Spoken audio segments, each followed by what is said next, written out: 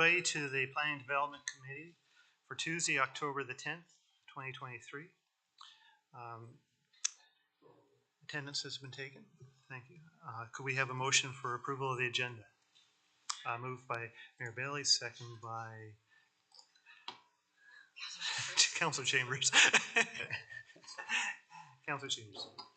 Yes, I have an addition to the agenda, Mr. Vice Chairman, and that would be under the delegations listing it as 4.4. It's my understanding that Ms. Featherston was intending on making a presentation. There was a little bit of confusion because in some of the emails she alluded to that, but didn't follow. There wasn't that application, but anyway, she is wanting to make a presentation, so I'll move that 4.4 Ms. Featherston as a delegation. And we can have a second by Mayor Bailey. Okay, all those in favor? Unanimous, passed. Okay. Do we have any other additions to the agenda? Councillor Oakley. Through the Vice Chair, if I may make a suggestion and we move up staff report 10.1 to immediately after the delegations, just for expediency. Okay, and then pressure. Yeah, we can move that. Okay. Second by Councillor Pierce. All those in favor? Okay, approved. Okay. So then we can approval of the agenda as amended. All those in favor? Okay, passed. Declaration of pecuniary interest. Do we have any? Okay, seeing none. If you do have in the future, please do bring that forward then. That comes to delegations, petitions, and presentations. So we have 4.1. Deanna Bushman, if she would like to come forward.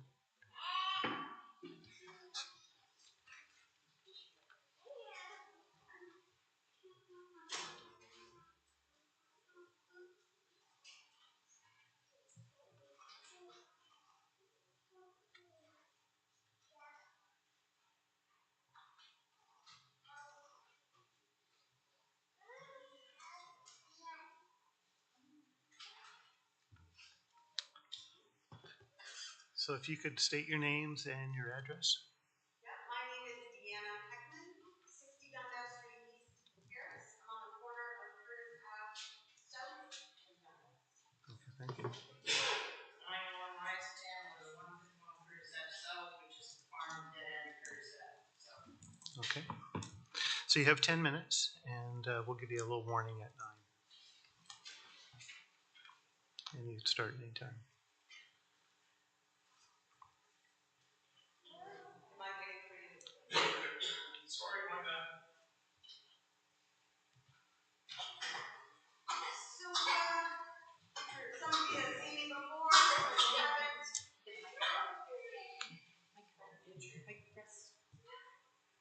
Hello. Right. So some of you have seen me before, some of you haven't. Hi, Heather Boyd. How are you? We were here September the 18th for the ag meeting. Basically, there wasn't anybody to represent the county and kind of help walk the ag committee through this.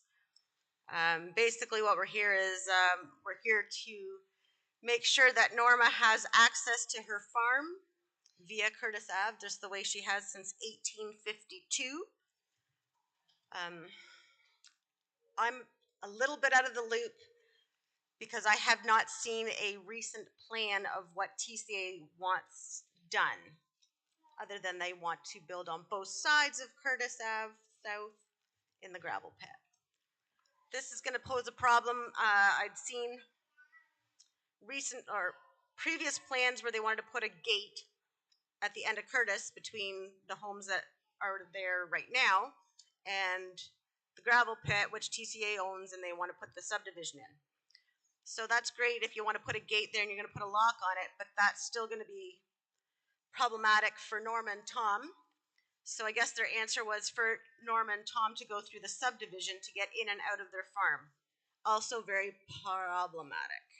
I'm I don't want to really use numbers because I don't have the facts, but I'm gonna say almost everybody that was at the Ag Committee agreed with that. The farm equipment is just way too big to try to go through a subdivision. And as you can see in the pictures, that is pictures of them on Curtis Ave.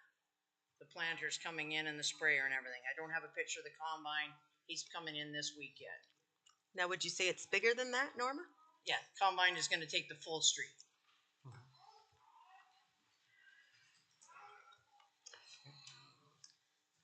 And there's a list of other things that come in. There's a tractor trailer that comes in because we have animals.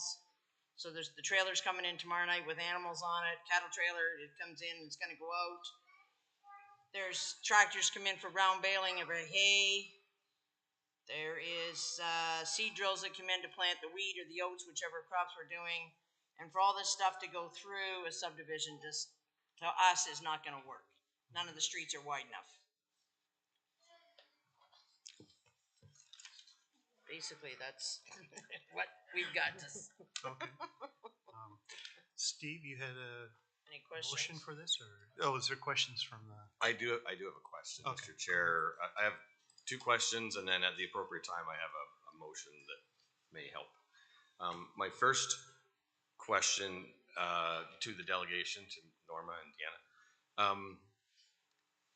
Even if the proposed roads in the proposed subdivision were wider than Curtis Ave, I would imagine that the idea of putting the equipment through a subdivision is probably not ideal planning. My question is, when you discussed it at the Agricultural Advisory Committee, was that the consensus there? Yeah, because they just said, like, right now, people are parking on both sides of the street, so that just narrows the street even more. Like, the street, a combine is gonna be 20 feet at least. If he puts duals on, he's almost 25 feet. Okay. Wide. I mean, the header comes behind him, which is a 30-foot header. So for him to make any corners, even the tractor trailers that come in with the grain or for the grain, or even the sprayer, he comes in with chemicals, you just don't make any corners. Okay. So my second question, Mr. Chair, through you, if I can direct to staff, the discussion related to details like gates and things like that are details that I don't think this committee or council has ever heard. And my question is the property, the proposed property development that impacts all of this, is that currently at the OLT? Through the chair to Councillor Howes, that is correct. These matters are before the Ontario Land Tribunal, and the details of what's, is all being worked on at that level. So I do not believe council has seen those details yet. Okay, thank you. Okay. Do we have any other questions or comments? Okay. Seeing none, Steve, you have a motion? Through you, Mr. Chair, I move that this committee support the requests from the delegation and direct planning staff to work with this request in any applicable applications. Okay, moved by Councillor Howes, second by Councillor Kyle. All those in favor of the motion? Okay, passed. So that will go to staff for the recommendation. So just to expand, when you were asking about the proposed roads, just to be clear, I haven't seen a plan. I've seen several plans like 5 years ago, and they all changed. So I don't know what the current plan is. I think it's kind of like they try to drown you in paperwork, so you really don't know where you're at. I haven't been included on any of that. Not sure why. Well, I kind of have an idea, but anyway. Also, from the ag meeting, one of the members did say that they had to go through a subdivision power line, and they said it didn't go well. Not just because of the size of the equipment, it was just the residents got angry about farm equipment coming through, like yelling at them. One of the other things that was brought up at that point was, we've all seen the subdivisions that are built in Paris. The roads aren't even wide enough for my truck because you've got people parking on both sides. I don't know why there's no signs to say no parking on one side, even just for regular vehicles. My truck's kind of big, but not that big. So I think, that needs to be into consideration. I think when we direct this to staff, we'll have them reach out to you so that you're included in this discussions to make sure that it's taken into consideration, because what you're bringing up, I think, is very reasonable. So, Okay. so I appreciate your time, and we'll be looking into it for you. Thank you. Okay, thanks. Okay, thanks.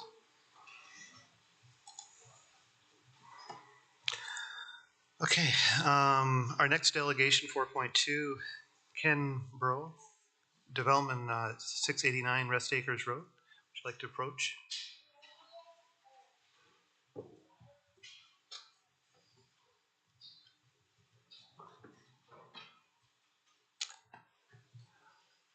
So again, if you could state your name and your address, you have 10 minutes, and we'll give you a little warning at 9. Great, thank you. Ken Bro at 245 Jerseyville Road in Brant.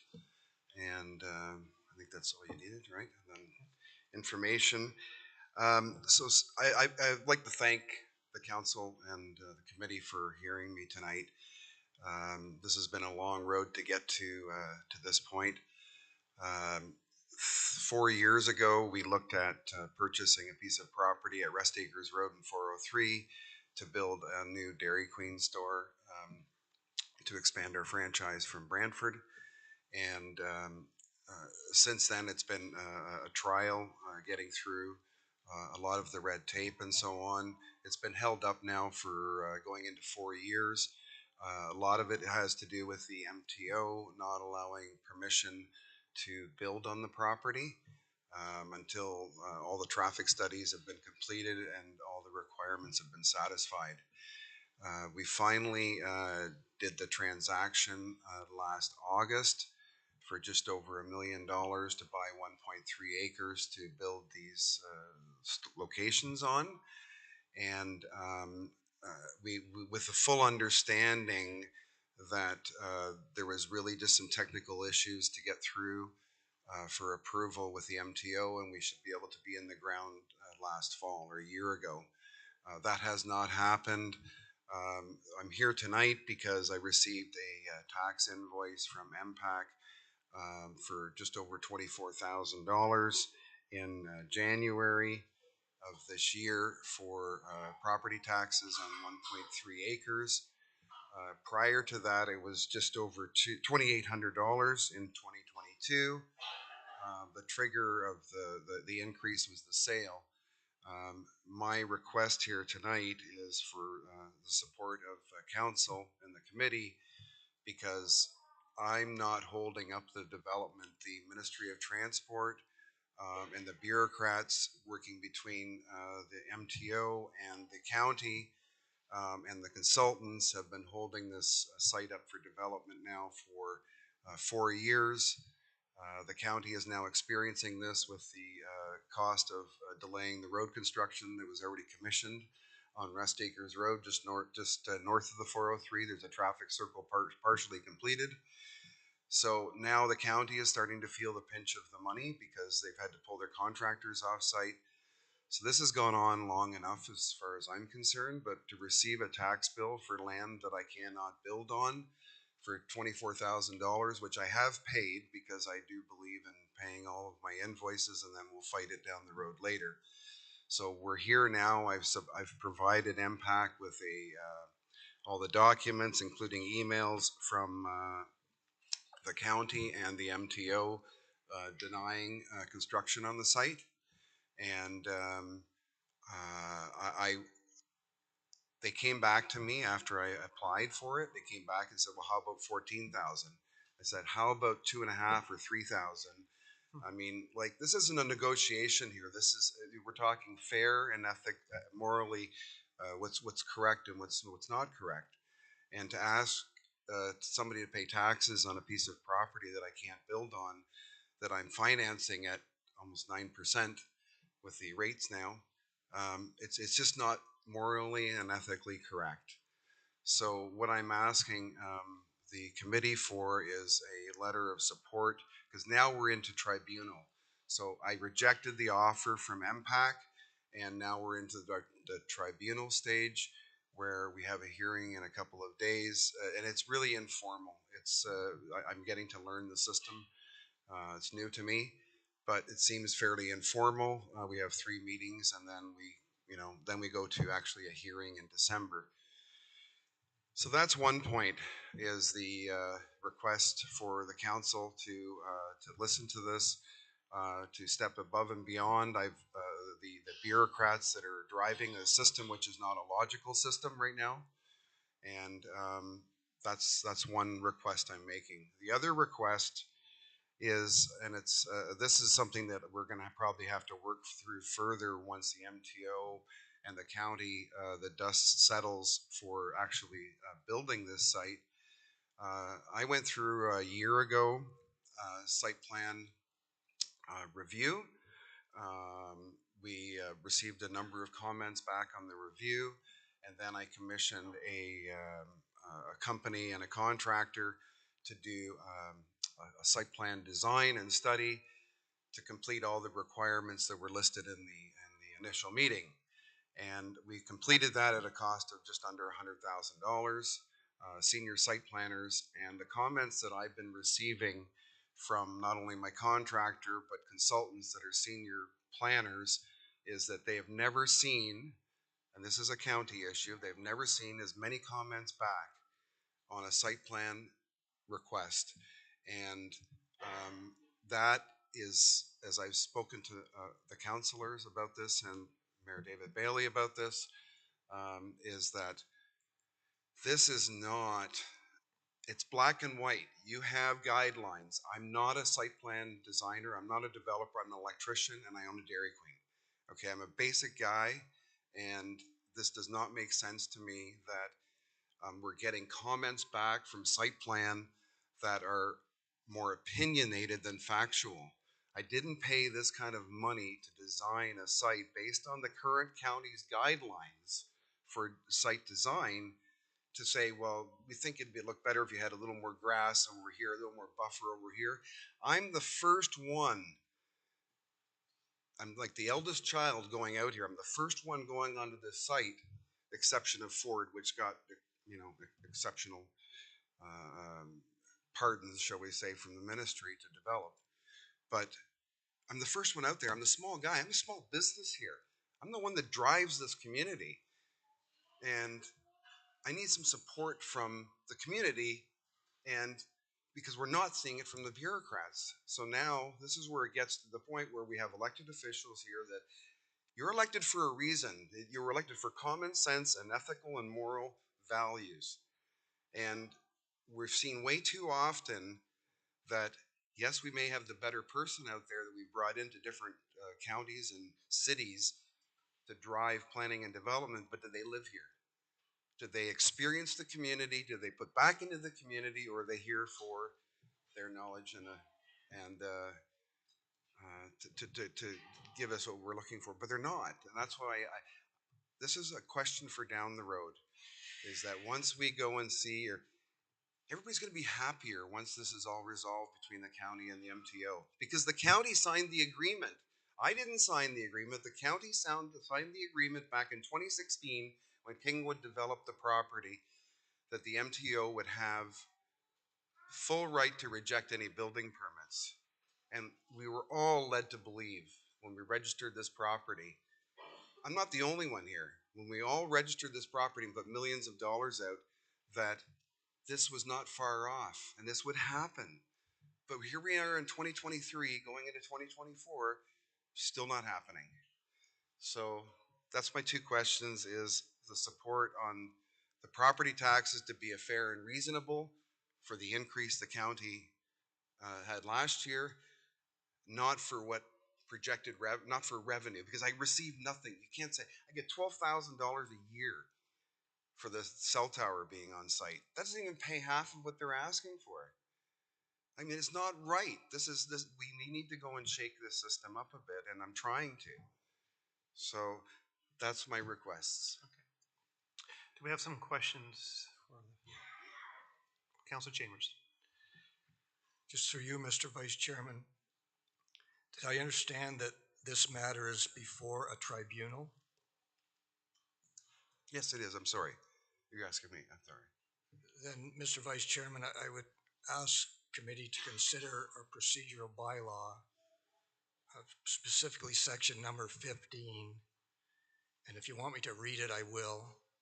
It says, no member of council and no delegation shall be permitted to address council on any matter that is before any court or tribunal for decision. So, and I'm not trying to shut the situation down, but our procedural bylaw is very clear that we are not supposed to be dealing with matters that are before a court or a tribunal, and this matter essentially is. So I would respectfully request the delegation to conclude and the chair make a ruling on where we go from here.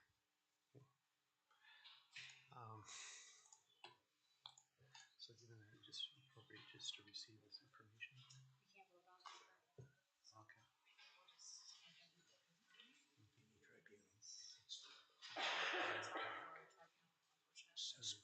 Okay.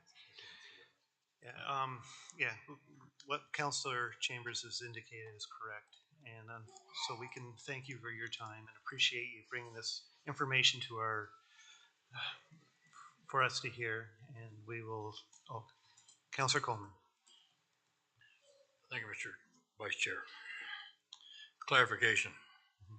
It's not the delegation that's at the LPAC. Am I correct? No. I'm sorry. I couldn't hear the question. It's not the delegation that's at LPAC. It's not the county on the lands. So you're not at LPAT currently. You're not dealing with LPAT directly. It's the county that's dealing with LPAT. That's correct. Yeah, I'm not dealing with any ministry or government agency. Okay. Other than MPAC. Other than MPAC, but I don't know. I think we're caught here again. If the counselor that brought up the point of the tribunal, we're caught here again because when is there a time? You know, like I went through the procedure with the government to go through MPAC for review. The next step is tribunal. It's a mediation process. The tribunal the hearing's not until December with the tribunal. However, there's got to be a point where people can step in. Councillor Coleman. You. Mr. Chair, staff is online. Christine Staley, I believe, is online. Could we get an answer from Christine about this impact? Please somebody turn that phone off. Did you want to make a comment? Okay. Christine, would you like to make a comment? The only thing I can comment right now is that it is at MPAC, it is being reviewed, and we cannot change anything until actually we have a decision from MPAC. Councillor Pierce. Thank you, Mr. Chair. So I'm confused here because I thought I heard the delegation say that he's paid the taxes. Yeah. Is that correct, sir? Yes, it is. Yes, it is. Okay, so if you've paid the taxes, I'm trying to understand how it's at an assessment tribunal. Like, to me, if you've paid the taxes, then it's clear. So I'm a little confused here as to whether this is at an impact assessment tribunal or that's something they're going to be looking at down the road because the taxes are paid in full. My understanding is at an MPAC for to review it, okay, and then he could get a refund if it was assessed that he'd paid too much. That would be my understanding.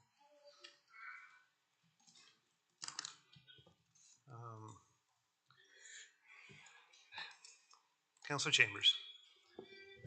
Mr. Chairman, the procedure bylaw is quite clear, and it's there for a purpose. When a matter is before a court or a tribunal, it is not appropriate for the council to weigh in. And that's why we restrict delegations and council from impacting a tribunal. It's a fair and arm's length process that has to be gone through. My suspicion is that the delegation has appealed the assessment, and the first response from MPAC was, no, we're keeping the assessment. And then if there's a further appeal process that goes to a tribunal, and that's where it is now, and that's why they're dealing with it, and we can't send letters of support. It's a matter of a tribunal, just like a court. So that's why it's in our procedural bylaw, and it's very clear. There's no ambiguity. The delegation should not be speaking about a matter before a tribunal, and council should not be dealing with a matter before a tribunal. And that's because it's arm length. So I suggest, Mr. Chairman, that we conclude the presentation and allow the tribunal to do its thing, and then, depending on what happens then, there may be a recourse through the council. I wonder if I can also mention that there is, once you go through tribunal, it's a decision that's completed. So what the councillor is now saying is that I'm kind of caught between a rock and a hard place, because chicken or the egg. I mean, this is not, I went through the procedures that are established by the government, and those procedures are not working properly, and it's appearing that council is unwilling to be empathetic to that.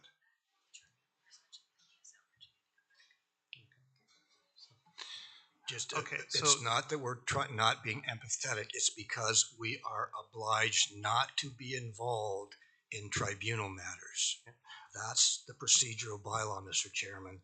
And it's not that we are empathetic, and I'm sympathetic and whatnot, but we can't deal with the matter because it's before a tribunal, just as if it was before a court.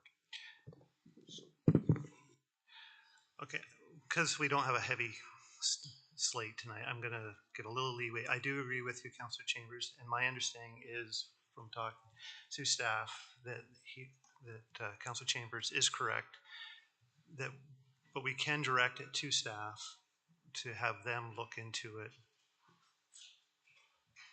Sorry, through you, Yeah. Mr. Chairman. What I would suggest is we can receive the concerns from the delegation as information and refer that information to staff. And should this matter be wrapped up at any sort of tribunal, then you have the opportunity to come forward to this committee again. But unfortunately, as Councillor Chambers said, our procedure bylaw is what governs all of our decisions here, so we do have to follow the procedure bylaw. So what happens after the tribunal makes their decision? What recourse do I have through my elected officials? Doesn't sound like any. I would suggest you come, sorry, through you, Mr. Chairman, I would suggest you come forward as a delegation at that time, and then we'll be able to consider your concerns as a whole and take action on them when they're on a tribunal. Yeah, and it's, from my understanding, we're pretty clear. And unfortunately, that's the situation at this point, so appreciate your time that you've took to speak. Mayor Bailey. Mr. Chair, I would make a motion that we receive, I agree with Councillor Chambers, but we can't unhear what we've heard. And I'd make a motion that we receive the information directed to staff for investigation, seeking a seconder. Moved by Mayor Bailey, second by Councillor Coleman. Okay, all those in favor? Okay, it's passed. Great. Thank you very much for your time. Thank you. Okay, 4.3, Christine Calico. Okay.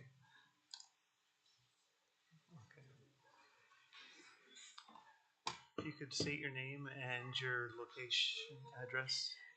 Hi, my name's Christine Calcao, and my family, my father and I, we own what is called now 524C Scenic Drive. We're building a home there.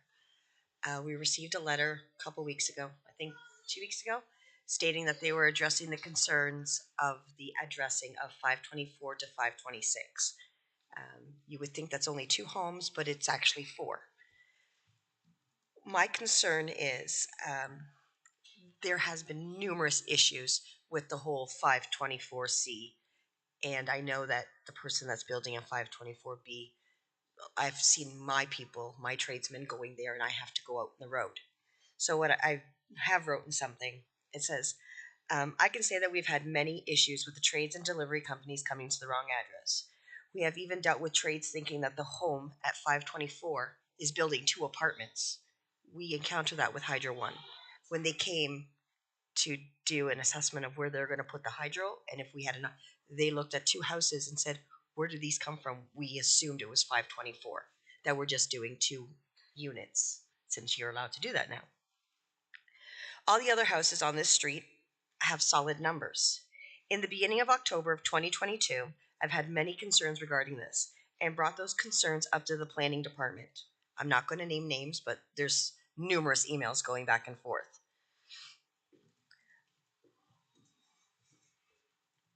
I was informed that the new owners of 526 didn't want to change their address. At that time, we did offer to pay for 1 year of mail out of our own expense so that we would not have any problems going forward. We were told that we are stuck with 524C as an address in order to continue to work towards the assurance of a building permit, which in my eyes, not the best method or wording that should have came across, because I felt like I was being stuck in a corner. It's either you take it or you're not getting a building permit, is how it came across. I know that when you sever property in Brant County, you sign on those dotted lines that the address might change. I know that because I've done it in a different location within Brant County. I severed property on Industrial Boulevard. The new lot that was created took the existing address, and the existing lot got the new address. I feel that just because one property owner didn't want to change their number, that should not trump all the other property owners that this impacts. All 3 properties, which was the 2 lots in the front of 526 and the house that was located on 526 Scenic Drive, were involved in a severance process. On that process, you get new deeds. On those new deeds, it should have had the new addresses before we took possession of that property. That was done in April. We took possession of that property May 2nd of 2022, if I'm not mistaken. I'm hoping that the address suggestions that was given to us in October was 524 was going to stay. The lot next to 524, which is now 524B, was supposed to be 526. We were supposed to be 528, and the existing lot was 530. It would numerically work, and when people are trying to come to your house, you don't say, put 526 on the GPS, and then just wait for the person in the middle of the road, and I'll wave you down. That's what I had to do to the brick in order for our appliances to be delivered. That shouldn't have happened. And if you say 524, they go to 2 houses away from you. No one's looking in country lots for a 524B and a 524C. I have watched delivery drivers of Amazon coming up with big boxes that were intended for 524, and them having to walk back to their vehicle and me directing them to not the next driveway, but the one after that. Because the moment that any delivery person sees 524, they're not paying attention to a B and a C. That's all I have to say. So do we have some questions for the speaker, presenter? Sorry. David? Councilor Moore. Yeah, 3 to the presenter. Christine, you're currently at 524C, correct? Correct. And you've been there for how long? We're still in the process of building. Oh. It would be great if we had Hydro One deliver, but when they came in July the 17th to come and look at the location, first they went to the wrong house, and then when they kept walking down the road, we showed them, and they were not intending on having 2 new homes. Okay, because when I read in one of the other presentations or the report, it says that one's not occupied at the time. But no, but we're physically there every single day. I'm dealing with trades every single day. I actually, before I came here, I went there to shut off a generator. Okay, thank you. Can we have questions? I'm sorry, we can't have questions from the public. Okay, any questions, other questions from the counselors? Okay, so appreciate your presentation, and if we have a motion, Councillor Oakley. I move to receive as information, refer to item 10.1. Okay. Second by Councillor Pierce. All those in favor? Okay, passed. Thanks. We have an additional delegation. Emily Featherstone Hoff, would you like to come forward?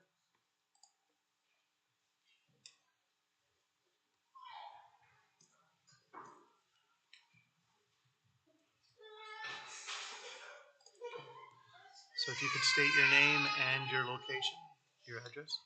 Emily Featherstone, 526 Scenic Drive. So you'll have 10 minutes to speak, and at 9 minutes, we'll just motion that you have a minute remaining. Good evening, Council. I am Emily Featherstone and my husband Jeremy, and we are the owners of 526 Scenic Drive. We reside there with our two very busy children, Finn and Fallon. At this residence, we also have two registered businesses, Emily Featherstone Architect Inc. and GR Air Heating and Cooling. Over the past week, I'm sure you've seen or heard our efforts to address this matter. We are trying to be proactive with this, and given the short notice we received, we had to act aggressively. I apologize for the extensive emails. However, I appreciate the planning department and council's cooperation. As we've explained in our emails and discussions with many of you, we are in opposition of option 1. We ask that you leave our address, 526 Scenic Drive, as is. To bring context to the situation, we purchased the property. Maybe you should go outside.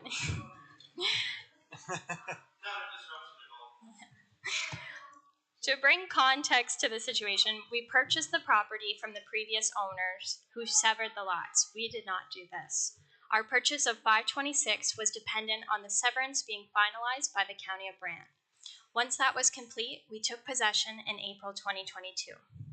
At that time, we willingly made the investment to change our address.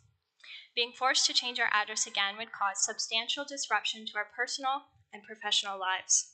We would face significant damages and financial losses. As I outlined in my emails, our lawyer had extreme concern with this and cautioned that we would be facing reputational damages, disruption to our day-to-day business operations, and significant costs. This is a long-standing address, and to the best of our knowledge, has been associated with our residents since it was constructed in 1988, and potentially even longer. We have examples of infill lots with a civic number suffix all over the County of Brant, many not far from our residents. During our discussions with council, many members even confirmed that they have examples of this form of addressing on their very own streets and throughout their wards. This is common practice, and it's happening extensively throughout the County of Brant. Through conversation with local developers within the County of Brant, we were informed that addressing is an issue of concern for Canada Post and first responders. So we followed up with this, and we had discussion with our local postmaster, Joshua Thorne. He had no concerns with having a civic address suffix, and he confirmed that infill lots with this form of addressing is very common practice throughout the County of Brant. He had no issue with providing service as is. We also reached out to our local first responders. We spoke to OPP Administrative Clerk Mackenzie Wild and the Fire Prevention Officer Tom Walschmidt. They also had no concern with having a civic address suffix, and they confirmed that infill lots with this form of addressing is very common practice throughout the County of Brant. There's no issue with providing service. If this is not a matter of concern for Canada Post or first responders, what are the grounds for this proposed change? Being forced to change our address would be much more than a nuisance. There are significant costs associated with this that need to be properly considered. In closing, I just want to restate that we are in opposition of option 1. We ask that you leave our address, 526 Scenic Drive, as is. Thank you. Do we have any questions for the presenter? Okay. Thank you very much for your presentation. So are we gonna vote to table? Okay. How would the committee like to deal with her motion first? Mayor Bailey. Just to receive his information. Okay. Second by Councillor Coleman. All those in favor? Okay. That's passed. Okay, so we're going to go to the staff reports 10.1. And Arwa, would you like to?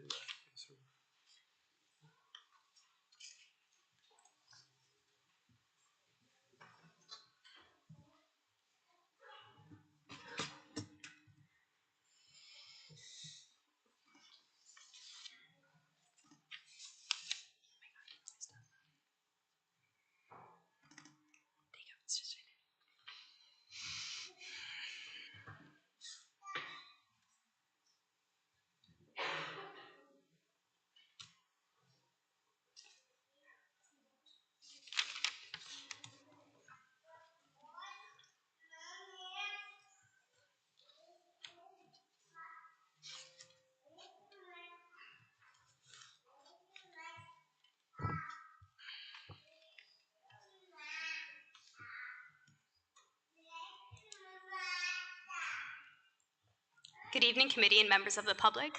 This is a civic address review for the lands located at 524, 526 Scenic Drive. Council has directed staff to review the civic addressing for this area after the resident at 524 Scenic Drive raised concerns regarding the civic addresses of the severed lots from 526 Scenic Drive. The resident raised concerns with the civic address numbers being assigned to 524 rather than 526. Staff has reviewed the civic addressing along this area and provided options for council to review and consider. Staff are requesting a decision on the civic addressing based on the information included in the report. Thank you and happy to answer any questions. Do we have any questions for the staff? Councillor Miller. Thank you, Mr. Chair. Through to the planner. In looking at the overhead map, you have one resident at the end of that street. One of your options was to rename that from 526 to 534. If we imagine instead of one resident, there was 14 more residences, and they would all have to change their numbers, would that have been an option as well? Would you still keep that option, ask all the other residents to change it? And I'm asking that because I've seen it done previously where that has been the case, and we just went with the A, the B, and the C. So I wonder if you could clarify that for me. Through the chair to Councillor Coleman, it wouldn't be preferable as it would be a large number of members have to change their civic address.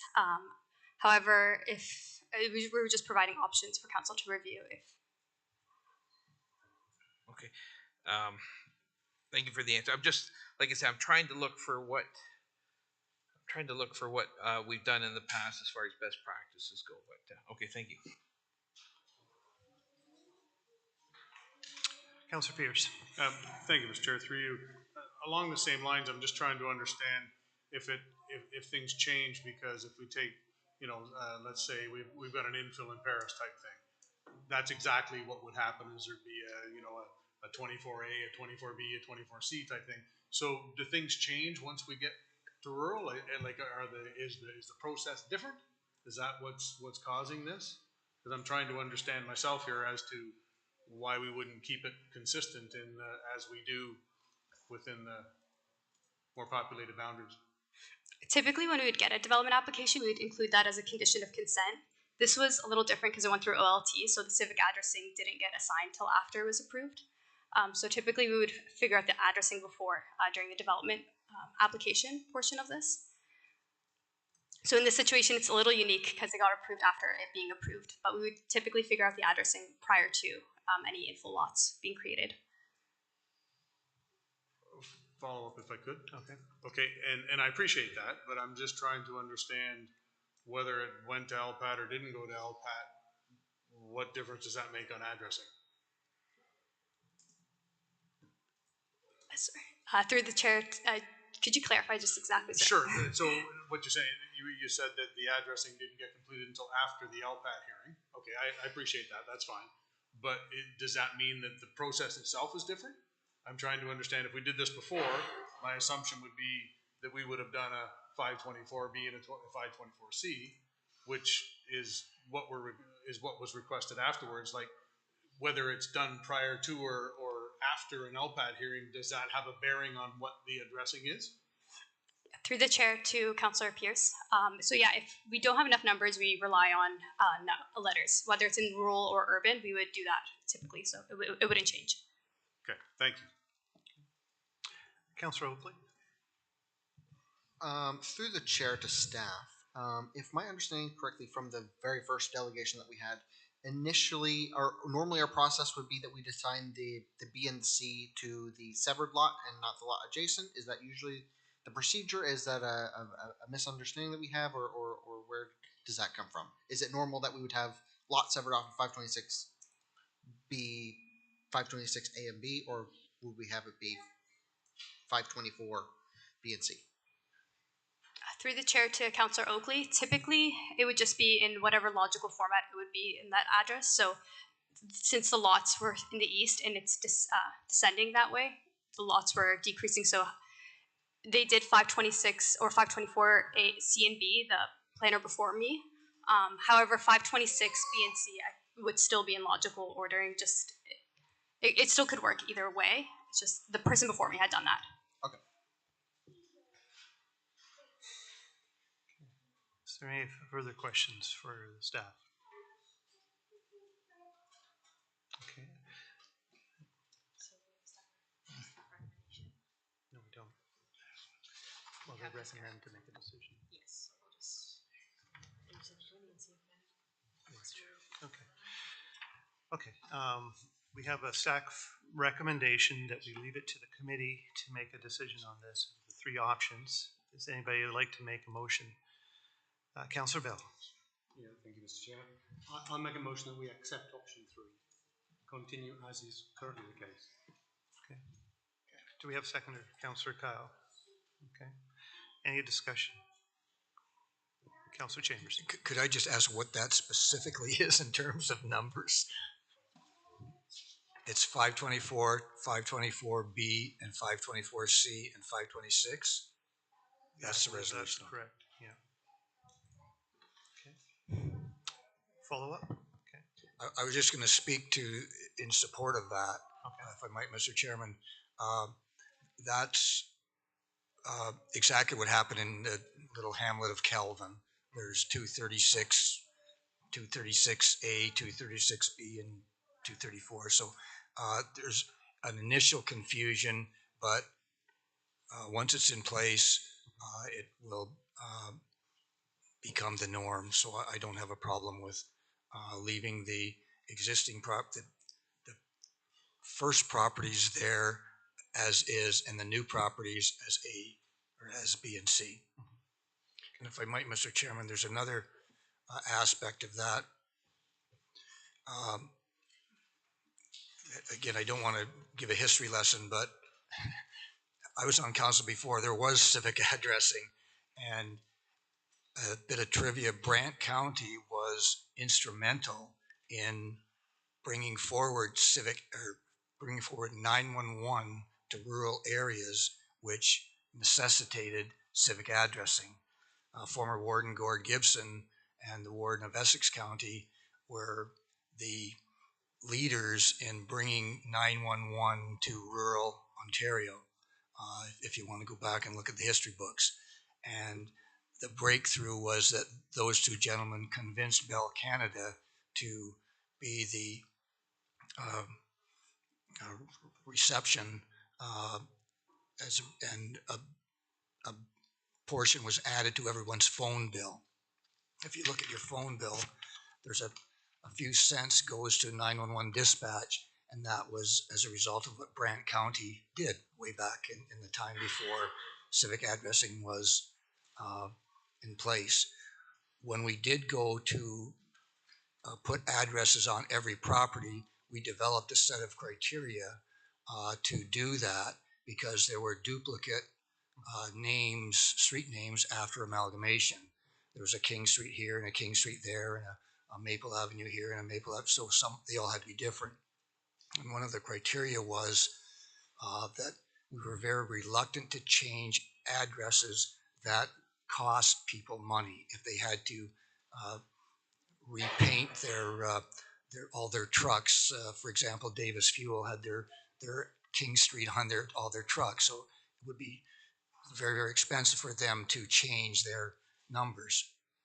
Some streets had the Keystone etched as their street number, 44 Blossom Avenue, and that would have been very expensive. And in this case, 526, it is an expense to change everything, so that would have fallen into a criteria that we were reluctant to change, so I can support leaving 526 as it is. But anyway, that's a little bit of history, and now looking back, all the changes that we made, and we made a lot of changes to a lot of addresses back in the day. Nobody complains about it because 911 still is there, and emergency responders still use them, and 5 years from now, everybody will be happy. Councilor Miller. Thank you, Mr. Chair. And I'll just say, I appreciate what the first delegation said about the confusion between B and C. I get that. At the end of the day, one of them's not going to be happy. But in support of the B and the C, as we do more infill, we're going to see more B's, C's, and D's. And hope, as it goes along, I think more and more delivery drivers and whatnot will become accustomed to look at, oh yeah, this is B, this is C. Because, yeah, I mean, down my road, I see a B and a C. And to change every number after that would be extremely disruptive. So I think in the best practice sense, I think this is the course I would go with. So I'll leave it at that. Thank you. Okay. Councilor Kyle. Thanks, Mr. Chair. Through you, I agree with both Councilor Chambers and Councilor Miller that I think there is precedence for the letters to be affixed to the addresses. Kind of looking at the overhead view, it makes sense that 524 B and C would be between 524 and 526. So I think that just from a common sense perspective, that makes the most sense. At the end of the day, like Councilor Chambers said, the first responders are probably the most important ones to have weighed in, and if they have no issues with B and C, I think anytime you have a new address, there's going to be some growing pains with it. I don't have a new address, and we still have growing pains with ours. So there's also no address system that works 100%, and different GPSs are linked to different maps, and you know, FedEx can find us and UPS can't. So I think there's probably no perfect solution, so I'd be support of leaving it as status quo. Okay. Any other comments? Okay. So we have a motion to accept option 3. If we could have a Councilor Coleman? No. Oh, okay. Number 3. This is okay. So all those in favor? Okay. Any opposed? Okay, thank you. Did you get her up there? Thanks for your time. Now we go back to business. Okay. So we have, we don't have any business arising. Sorry, it's messed up. Oh, okay. So 5.1, if we could have the adoption of the minutes, and we have a recommendation. Do we have somebody to move that? Okay, moved by Councilor Pierce, second by Councilor Coleman. All those in favor? Okay. We have no business arising from the minutes. Public hearings under the Planning Act. Receive information from the public. 7.1 OPA 223 MV report 043023 305 King Edward Street, Matt Vaughn. That's the wrong. Just go, you guys. Okay, we're just going to give them 2 minutes to clear the audience.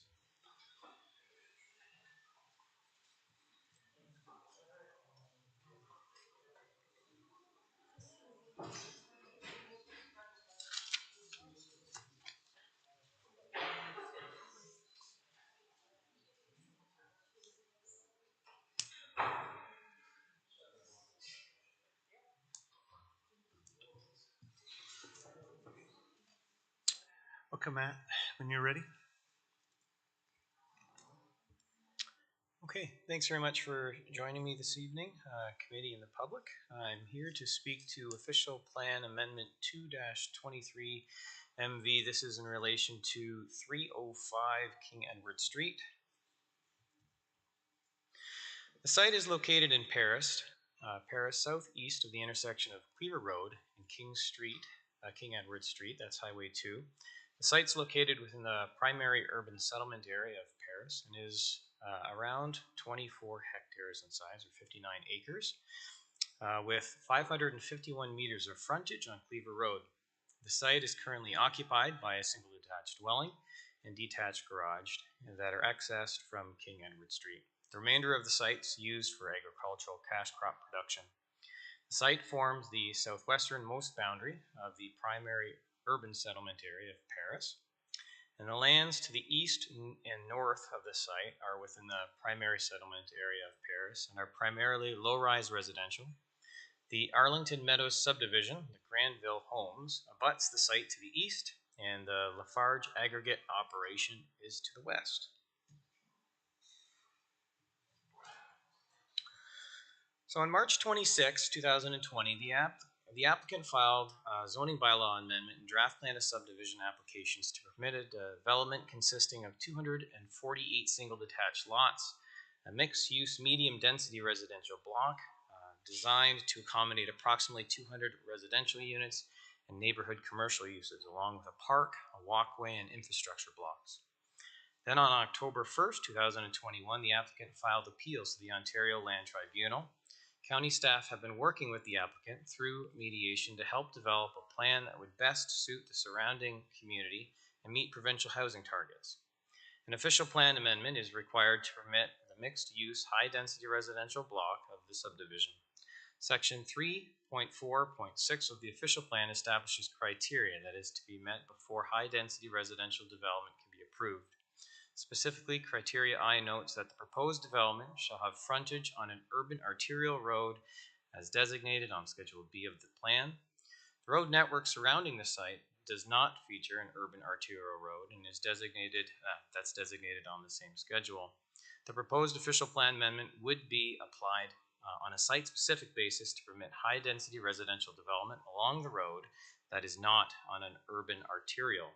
The OPA also proposes a change to Schedule A1, which is the Paris Land Use Schedule, to introduce the Natural Heritage System designation. So on the screen, this picture is just a conceptual drawing. The development of Block 24, being the northernmost block on the draft plan, now proposes a high density and mixed use buildings. Sifton's proposing 405 dwelling units, including 221 townhouses and apartment buildings ranging from 4 to 7 stories on Block 24. In addition, a maximum of 500 square meters of commercial floor space is proposed as part of the official plan amendment. In terms of future applications, a site plan approval is anticipated to be required for the mixed-use, high-density residential block, for commercial, townhouse, and apartment uses. During the site plan approval, details such as parking, architectural features, lighting, landscaping, land use compatibility, and servicing will be analyzed by county staff, providing an opportunity for the county to guide this development in this block. Depending on the form and tenure of the residential development of this block, a draft plan of condominium may also be required. The subject lands are within the urban settlement area and designated as urban residential in the current official plan, and designated neighborhoods in the adopted official plan. The subject lands are currently zoned agriculture and are currently at the OLT to be rezoned to residential singles, residential multiple low density, residential multiple high density, and recreational facilities.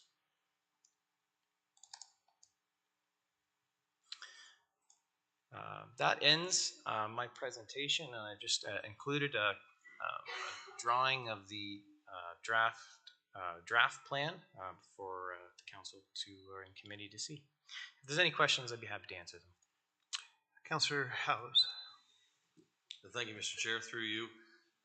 So we see the word apartment in the gray box on the conceptual illustration. Does that necessarily mean rentals, or is there anything in the process that would prevent that concept, if it comes to fruition, from being condos? Is there any way to make it stay rentals, if that's what apartments means? Through the chair to Councillor House, there are policies in the adopted official plan that do encourage rental housing. I'm not aware of anything that would prevent them from changing the tenure to condominium. But through the process, we will continue to encourage rental housing, especially in this corridor. Okay. Quick follow-up. I hear the word encourage there a couple times, but so it's encouraged, but it's not mandate. That's my understanding, correct. Thank you. Okay. Councillor Bell. Yeah, thank you, Mr. Chair. Through you to Matt. Two questions, Matt. Is there any flexibility in the layout that you've shown us in that conceptual design? I know some of the neighbours would like to see the higher density buildings move to the west. Is this a fixed plan? Through the chair to Councillor Bell, this is just a concept right now. I will note, though, I believe the higher density is pushed further to the east because of the Lafarge pit. We're trying to focus more of the development on the east side of the property, away from the aggregate operations as much as we can anyway. But like I said, this is a concept plan right now, and we'll continue to work with the applicant on finding best solutions for not just them, but for the community as well. Thank you. My second question is about parking. I need a bit of clarification. In that grey box that Councillor House just referred to, there's a note that says parking required 835 spaces, and at the very bottom it says note, reduction to 1.5 parking units per unit required equals 608. What do I interpret from that? Are Sifton asking for 608, or are they offering to give 835? Through the chair to Councillor Bell, I'd have to look into those details a little bit more. Those are some of the details that are being worked out at the tribunal currently. I'd have to get back to you about the result of and where that ends up. Okay, thank you. Councillor Kyle. Thanks, Mr. Chair. Through you to Matt.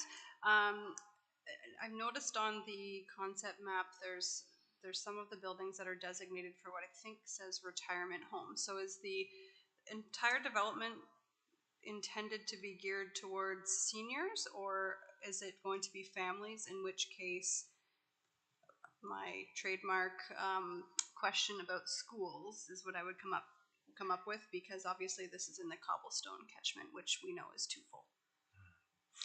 Through the chair to Councillor Kyle, it's a great question. I don't know the answer to that, but the applicant's planner is here this evening, and that question may be better directed towards them. Their name's Chris Pigeon, and they're online with us tonight. Okay. Any other questions for our planner? Okay, thanks, Matt, for your presentation, and maybe we can have Chris speak to it now. Yes, good evening, Mr. Chairman and Council. Can you hear me? Okay, very good. I'm a principal planner with GSP Group, and pleased to answer the questions that you've raised. Matt is quite right on the building heights. So a land use compatibility study was completed dealing with the Lafarge operations based on their phasing of excavation of the gravel to the west. And the maximum height is 7 stories. And it's to the east, but it cascades down across the site. So that's as a result of the Ministry of Environment noise requirements relative to land use compatibility. The question on seniors housing, so Sifton is a very large senior housing provider across Ontario, both in long-term care, retirement home, and then autonomous living. And what Phil Mashland has indicated that this would be a significant retirement or empty nesters or senior housing development that they're proposing on this Block 24. There was a question about rental. Sifton as well maintains a portfolio of rental housing. I don't believe that they have committed to rental, but certainly they have indicated that that's the desire that they would like to put in the marketplace in this location. Councillor Pierce. Thanks, Mr. Chair.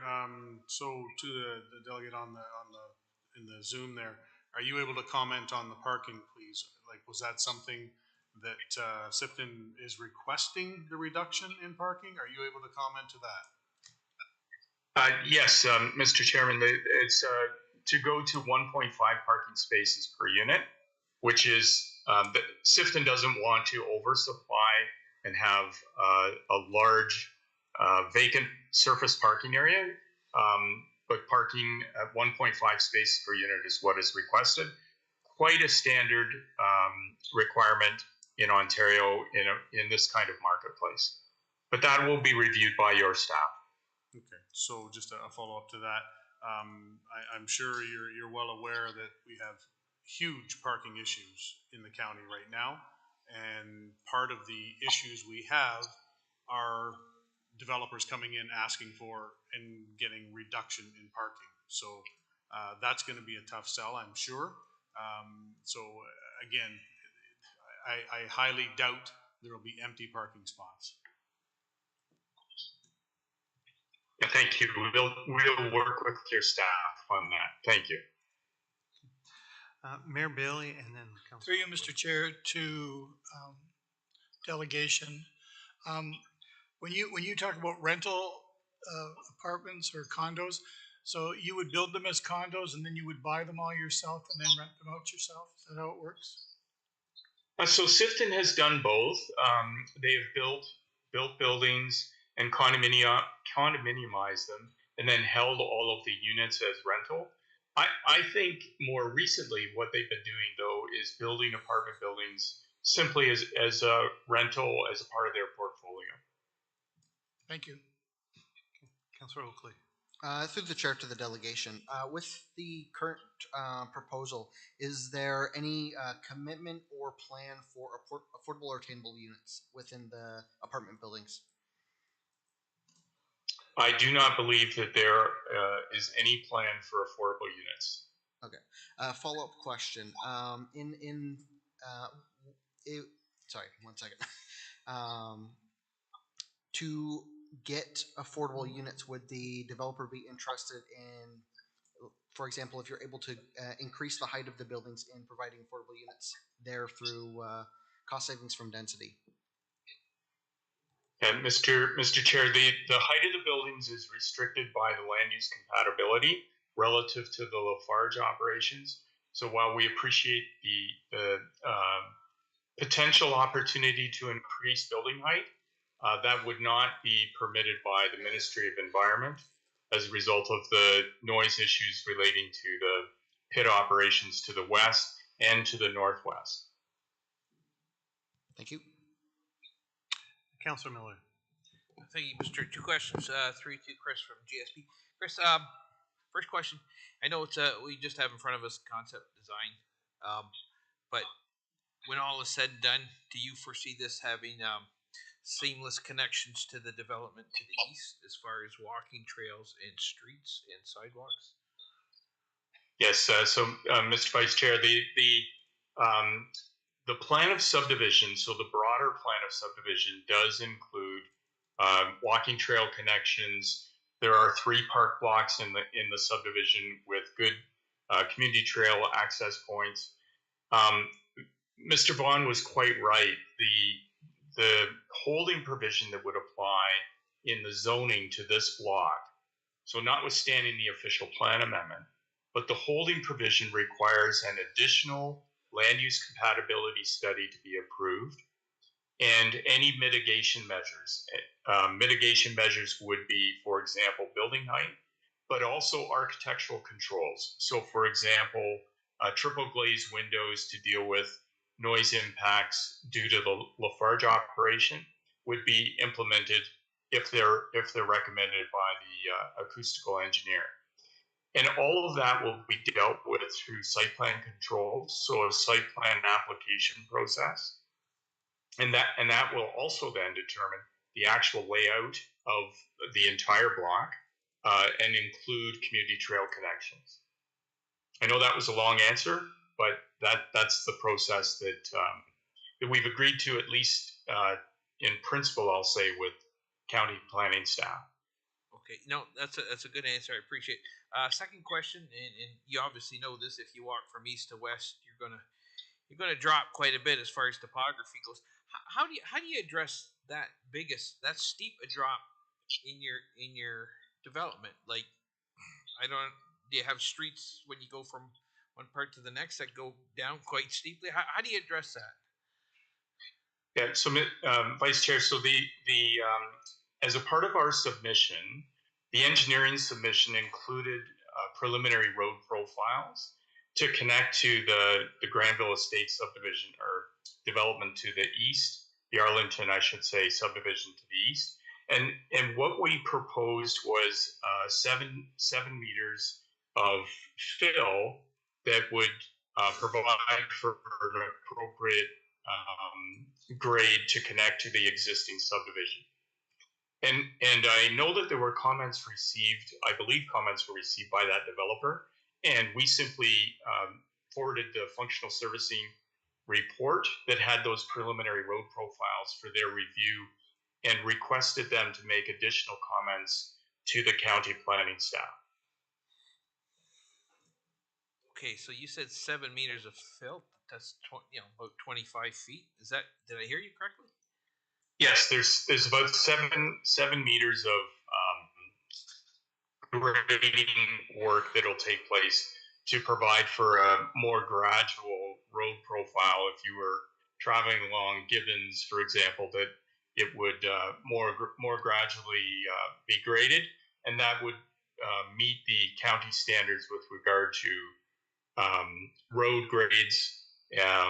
So fully meet the county standard. Okay, yeah, a lot of work, but okay, I appreciate the answer. Thank you. Okay. Do we have any further questions? Okay. So we'll go to the public. Okay. So do we have any comments from the public?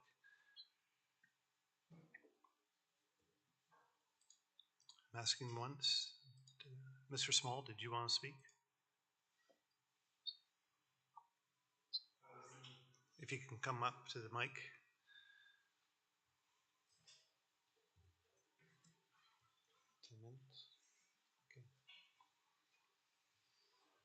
So if you can state your name and address, and you have 10 minutes to speak, and I'll give you. My name is Arnie Small, and we live at 204 King Edward Street in Paris.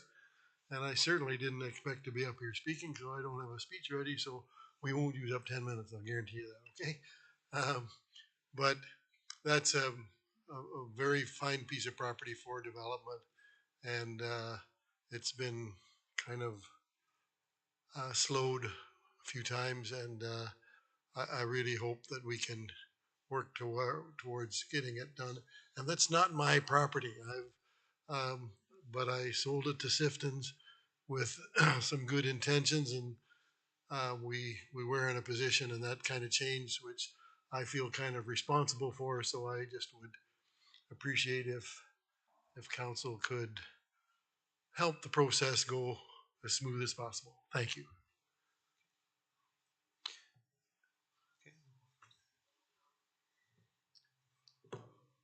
Do we have any questions for the speaker? Okay, seeing none, thank you very much. Well, if you have an additional person that would like to come forward, it looks.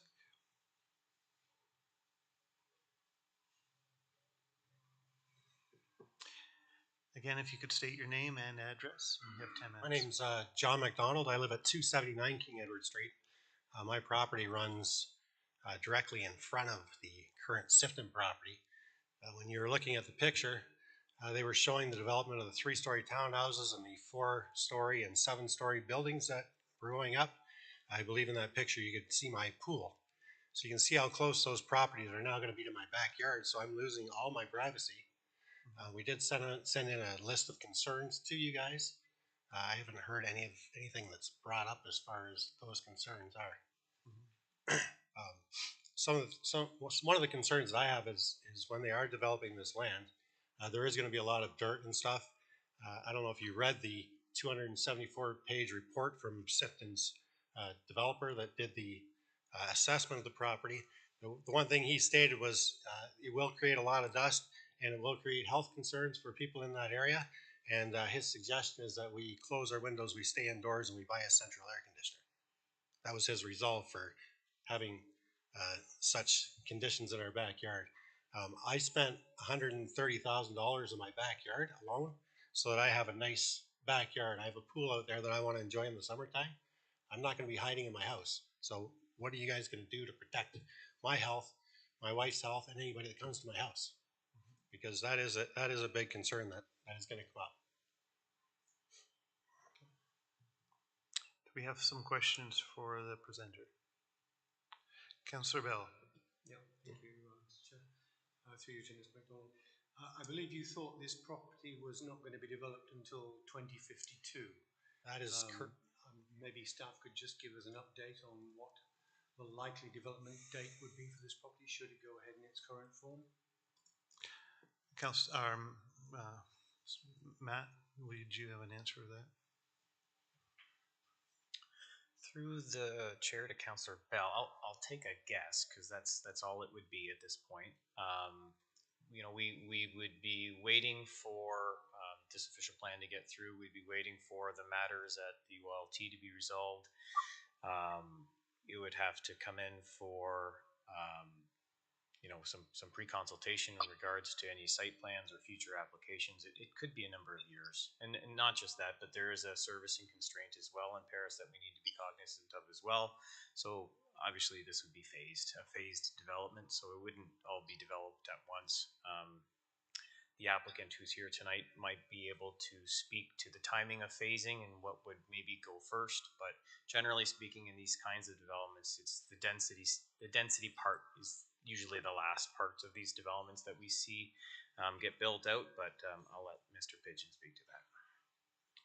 If you could speak, Mr. Yes, Miss. Go ahead. Yep, Mr. Vice Chair. So this block 24, which is the subject of the official plan amendment, is a subsequent phase. So Mr. Vaughn is quite right. This phase or this block will be one of the latter phases that'll be built. So we're actually going to start to the south, so away from this resident. And if I were to guess, I would say it will probably be at least 5 years before we get to this block. But we will be starting construction, or hope to start construction, on the southerly block, probably in 2024 and into 2025. Subject to, of course, resolving the servicing capacity issue at the treatment plant. Okay. Councillor Pierce, you have a question? No, I just, through you, Mr. Chair, I just want to confirm, you said you're hoping to start construction on the other phase in 2024 or 2025. Did I hear that correctly? Yes, that's correct. But it'll take us several years to build that phase out. No, and I appreciate that, but it's my understanding you cannot start this until such time as we have water and wastewater out that far. That is correct. Correct. My understanding, that is not on the books for 2024 or 2025.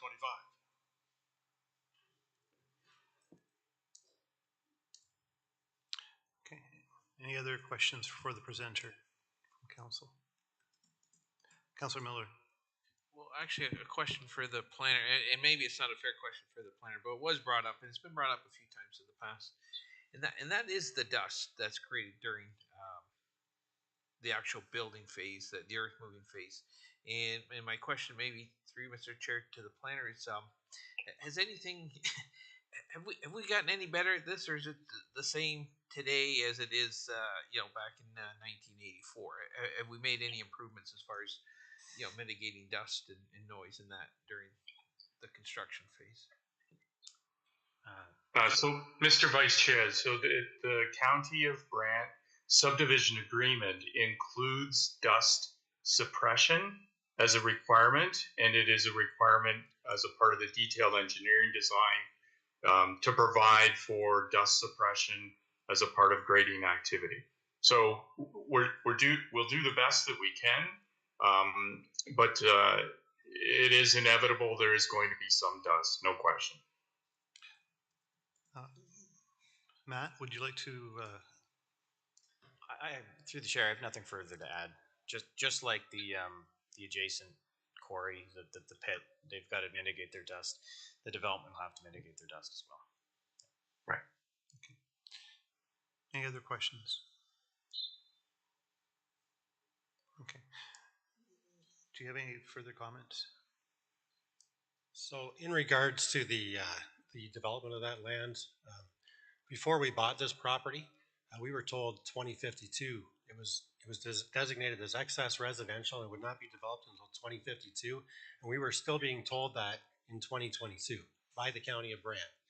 When it comes to the OLT hearing, we were contacted by the County of Brant to get involved because they wanted everybody involved to fight Sifton, and now it looks like everybody has just turned around and said, you go ahead, Sifton, do what you want to do.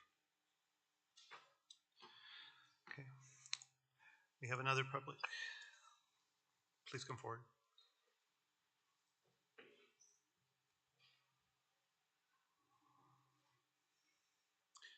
So if you can state your name and address, and you have 10 minutes. I won't take 10 minutes. My name is Nancy Dolson and I live at 503 Cleaver Road. I will be surrounded on two sides by the Sifton development and on one side by the Lafarge. I have been at this property for 30 years. I am hopefully within a couple of years of retirement.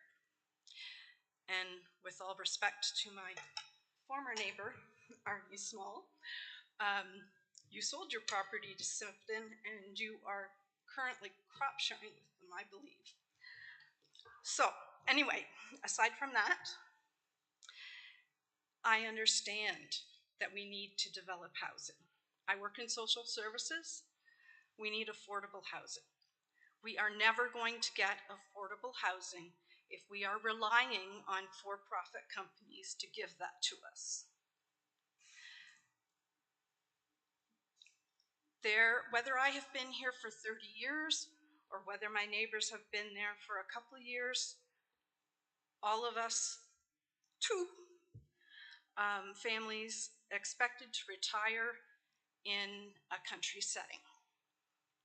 Again, I understand that that's probably not possible in this world, but at the same time, it seems to me that development is happening in this community based on GTA development plans.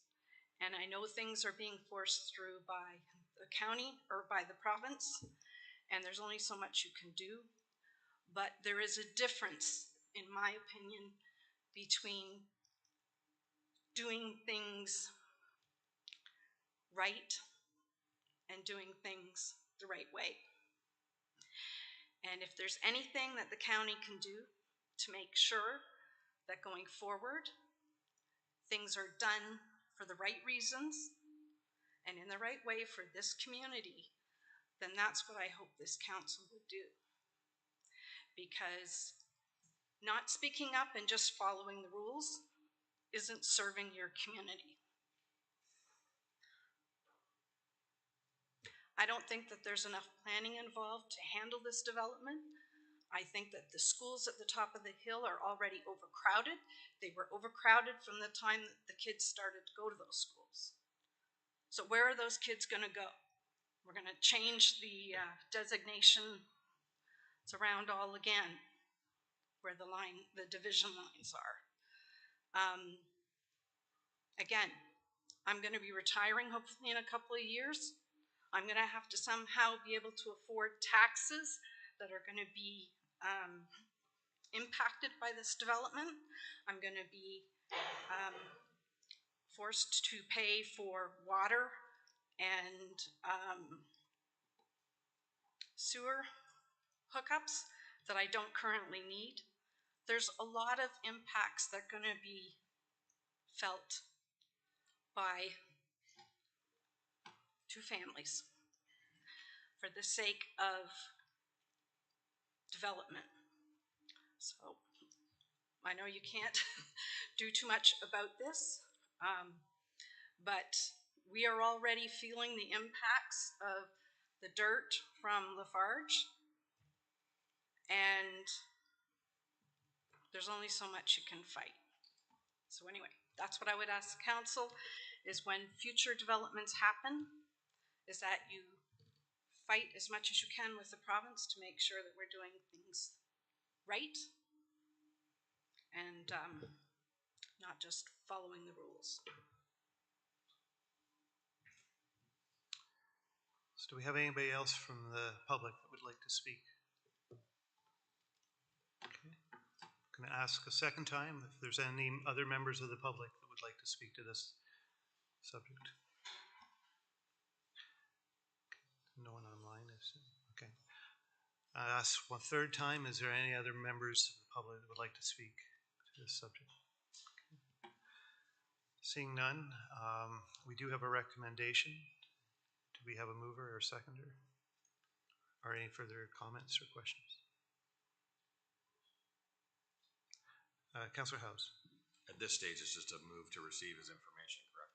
Yeah. Okay, moved by Councillor House and seconded by Councillor Oakley. Okay. All those in favor? Okay, thank you. So we have public hearings under the Planning Act to consider staff recommendations. We have none. Consent items, we have none. Staff reports, RPT 0391-23 Civic addressing, we just covered that. Committee reports, Agriculture Advisory Committee minutes and report September 18th, 2023. There's a recommendation there. Moved by Councillor Coleman, seconded by Councillor Pierce. Any comments, questions? All those in favor? Okay, passed. We have no communications. Okay. We do have a resolution, Councillor Oakley, multiplex zoning, and it's a notion of motion. Do you want to speak to that? Not this time. I will speak to it on October 24th for our council meeting. Okay. Okay.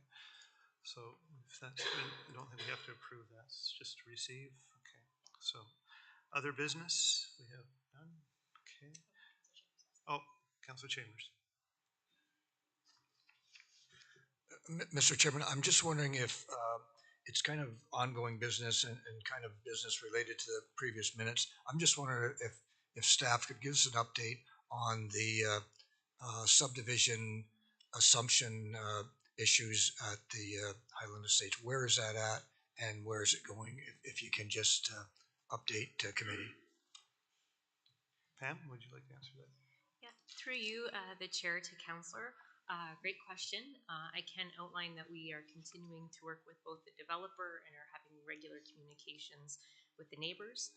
And council should be getting a Friday file right shortly to talk about next steps and the assumption. Okay.